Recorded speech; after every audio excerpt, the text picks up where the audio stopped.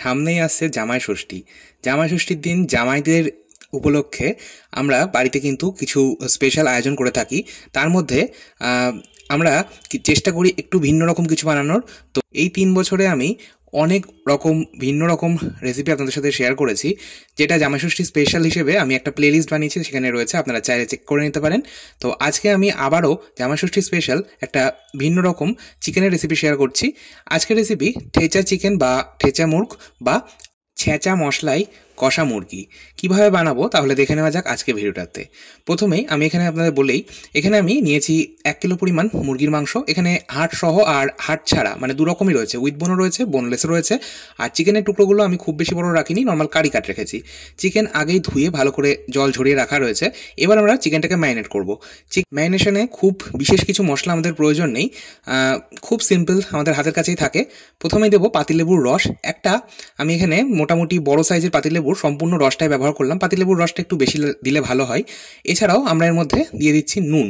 এখানে আমি নুন দিয়ে দিলাম মোটামুটি 1 থেকে 1.5 চা চামচ বা স্বাদ মতো। তার সাথে দিতে হবে গোলমরিচ গুঁড়ো। আমি এখানে 1 চা চামচ গোলমরিচ গুঁড়ো দিলাম। তবে আপনারা চাইলে এখানে শুকনো লঙ্কার গুঁড়ো বা ঝাল লঙ্কার গুঁড়ো ব্যবহার করতে পারেন। তবে আমার ভিডিও যারা অনেকদিন ধরে দেখছেন তারা হয়তো অনেকেই জানেন আমাদের বাড়িতে শুকনো লঙ্কার খাওয়ার খুব একটা চল নেই, মানে শুকনো লঙ্কার গুঁড়ো খাওয়ার খুব একটা চল নেই। সেই জন্য আমি কি করি, গোলমরিচ গুঁড়ো ব্যবহার করি, আর রঙের জন্য কাশ্মীরি লঙ্কার গুঁড়ো ব্যবহার করি। তো এখানেও আমি সেটাই করলাম, তার ব্যতিক্রম কিছু নয়। আমি এখানে ব্যবহার করলাম রঙের জন্য 1 চা চামচ কাশ্মীরি লাল লঙ্কার গুঁড়ো, আর তার সাথে 1/2 চা চামচ হলুদ গুঁড়ো। এছাড়াও খুব সামান্য একটু সর্ষের তেল দিলাম, ওই 1 থেকে 1.5 চা চামচ মতন। সর্ষের তেল আপনারা চাইলে নাও দিতে পারেন, এখানে সাদা তেলও দিতে পারেন।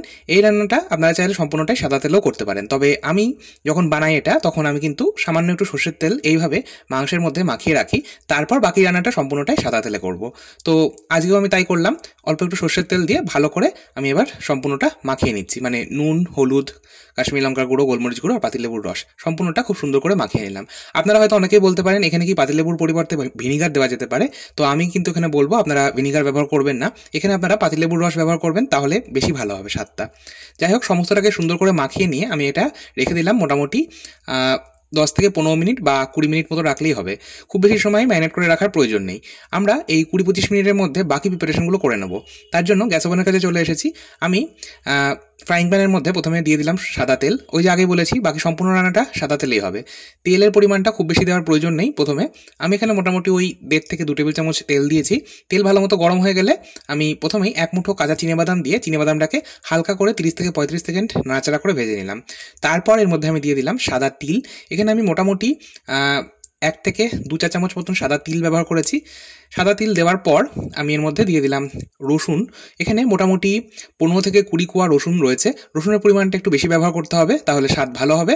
আর ব্যবহার করেছি 1/2 ইঞ্চ মতন আদার টুকরো। আদার টুকরোটা খোসা ছাড়িয়ে রেখেছিলাম। আর তার সাথে কাঁচা লঙ্কা দিতে হবে। কাঁচা লঙ্কাটা কিন্তু একটু বেশ ভালো পরিমাণে ব্যবহার করতে হবে।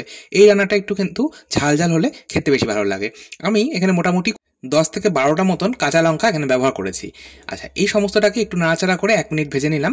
তারপর মানে আদা, রসুন আর কাঁচা লঙ্কাটা মোটামুটি 1 থেকে 1.5 মিনিট ভেজে নেওয়ার পর আমি এর মধ্যে দিয়ে দিলাম 1 মুঠো ফ্রেশ ধনেপাতা। তার সাথে অল্প একটু ডেজিকেটেড কোকোনাট বা শুকনো নারকেল কোড়া দিয়েছি। আপনাদের কাছে যদি ফ্রেশ নারকেল কোড়া থাকে আপনারা ফ্রেশ নারকেল কোড়াও ব্যবহার করতে পারেন।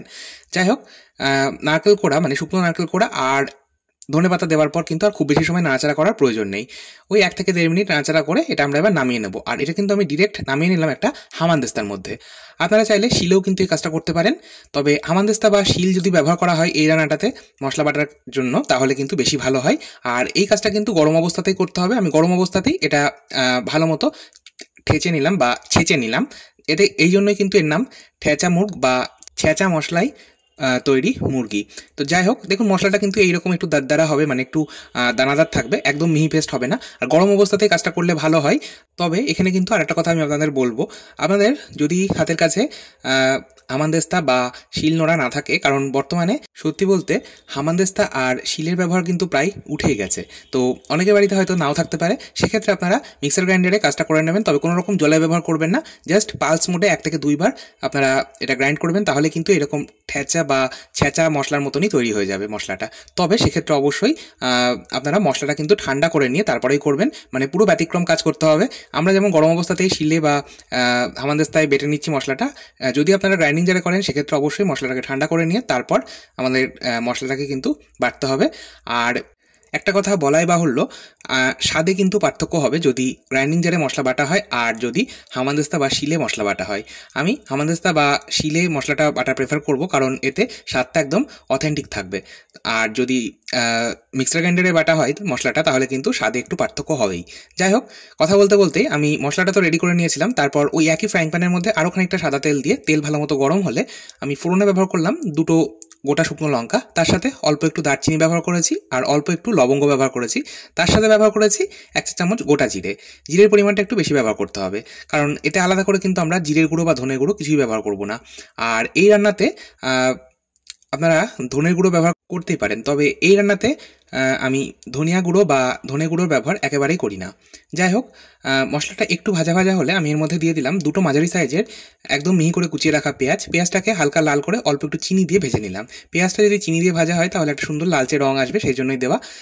আর রান্নার রঙটা ভালো আসে, তার সাথে টেস্টটাও ব্যালেন্স হয়, সেই জন্যই দেওয়া। যাই হোক, পেঁয়াজটা বেশ ভাজা হয়ে গেলে আমি এর মধ্যে দিয়ে দিলাম আগে থেকেই মশলা মাখিয়ে রাখা মাংসের টুকরোগুলো দেওয়ার পর আমি কিন্তু প্রথমে মিনিট 3-4 খুব সুন্দর করে হাই ফ্লেমে ভেজে নিলাম মাংসটা।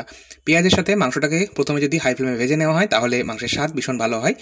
মিনিট 3-4 আমি হাই ফ্লেমে মাংসটাকে ভেজে নেওয়ার পর এর মধ্যে আমি ওই যে স্পেশাল মশলাটা আমরা রেডি করে রেখেছিলাম, ছেঁচা মশলা বা থেঁচা মশলা, তো সেটা কিন্তু আমরা দিয়ে দিলাম এর মধ্যে।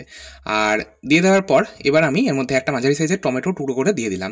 এবার আমরা মশলাটাকে কষিয়ে নেব। এই মশলাটা যত ভালো কষানো হবে বা মাংসটা যত ভালো কষানো হবে, রান্নার স্বাদ কিন্তু তত ভালো হবে। আমি মোটামুটি এখানে 7 থেকে 8 মিনিট সময় ধরে মাংসটাকে মিডিয়াম আছে একটু সময় নিয়ে কষিয়ে নিয়েছি। যত ভালো কষানো হবে তত কিন্তু রান্নার স্বাদটা ভালো হবে। গ্যাসের ফ্লেমটাকে কমেই রাখবেন, খুব বেশি হাই ফ্লেমে রেখে কষাতে যাবে না, তাহলে মশলাটা পুড়ে যাওয়ার সম্ভাবনা থাকে। আমি মিডিয়াম ফ্লেমে মশলাটা কষিয়ে নিলাম। এবার যে পাত্রের মধ্যে আমি মাংসটা ম্যারিনেট করে রেখেছিলাম তার মধ্যে কিছুটা মশলা লেগে রয়েছিল, তো আমি ওর মধ্যেই অল্প একটু জল দিয়ে, গরম জল দিয়ে লেগে থাকা মশলাটা ধুয়ে দিয়ে দিলাম। এবার মাংসটাকে আরও কষাতে থাকবো। এইভাবে মোটামুটি আমি 8 থেকে 9 মিনিট মতন কষিয়েছি। মাংসটা যত ভালো কষানো হবে রান্নার স্বাদ কিন্তু তত ভালো হবে। এই থেঁচা মুরগ বা ছেঁচা মশলায় তৈরি মাংস খেতে কিন্তু দারুণ লাগে। আর একটা কথা বলবো, আপনারা কিন্তু এর মধ্যে ভুল করেও টক দই ব্যবহার করবেন না, তাহলে এর অথেন্টিসিটি নষ্ট হয়ে যাবে, অথেন্টিক টেস্টটা একদম নষ্ট হয়ে যাবে। একেবারেই টক দই ব্যবহার করবেন না, যেভাবে আমি দেখিয়েছি রান্নাটা আপনারা সেইভাবেই করবেন, তাহলে স্বাদ ভীষণ ভালো হবে। আর একটা কথা বলবো, এই রান্নাতে কিন্তু এলাচের ব্যবহার হয় না। আপনারা নিশ্চয়ই লক্ষ্য করে দেখবেন আমি ফোড়নে এলাচের ব্যবহার কিন্তু করিনি, দারচিনি ব্যবহার করেছি, লবঙ্গ ব্যবহার করেছি, এলাচ দিইনি। তো আমি এটাই বলবো, আপনারা কিন্তু লবঙ্গ, দারচিনি এগুলো ব্যবহার করতে পারেন, তবে এলাচের ব্যবহারটা করবেন না, তাহলে এর অথেন্টিক টেস্টটা নষ্ট হয়ে যাবে। যাই হোক, আমি মাংসটাকে খুব ভালো মতো কষিয়ে নেওয়ার পর গ্যাসের ফ্লেম একদম কমে করে মোটামুটি 10 থেকে 12 মিনিট হালকা গরম জল দিয়ে আমি কভার করে দিয়েছিলাম। তারপর মাংসটা সম্পূর্ণ সেদ্ধ করে নিয়েছি। মোটামুটি 10 থেকে 12 মিনিট পর ঢাকা চাপা সরিয়ে নিয়েছি, মাংস সম্পূর্ণ সুসেদ্ধ হয়েছে। এবার আমি গ্যাসের ফ্লেম বন্ধ করে সবশেষে ওপর থেকে ফ্রেশ ধনেপাতা কুচোনো 1 মুঠো দিয়ে দিলাম। তার সাথে পাতিলেবুর রস দিয়ে মাংসটা তো মাখিয়ে রেখেছিলাম, তো পাতিলেবুর যে খোসাগুলো ছিল সেগুলো কিন্তু ফেলে দিইনি, সেগুলো আমি এই পর্যায়ে দিয়ে দিলাম। তারপর আমি এটা কভার করে রেখে দেবো 10 থেকে 12 মিনিট স্ট্যান্ডিং টাইমে। তারপর আমি এটা গরম গরম রুটি বা পরোটার সাথে পরিবেশন করব। আর এতে কিন্তু গরম মশলার গুঁড়োর ব্যবহার একেবারেই করবেন না, গরম মশলা গুঁড়ো ব্যবহার করলে স্বাদ অন্যরকম হয়ে যাবে। তো সেই জন্যই এখানে পাতিলেবুর খোসাগুলো দেওয়া হয়েছে, যাতে টেস্টটা একদম দারুণ হয় আর একটু অন্যরকম বা ইউনিক হয়ে থাকে। যাই হোক, এবার 10 থেকে 12 মিনিট পর আপনাদের দেখাচ্ছি। দেখুন, আমাদের ঠেচা মুরগ বা ছেঁচা মশলায় তৈরি কষা মুরগি তৈরি।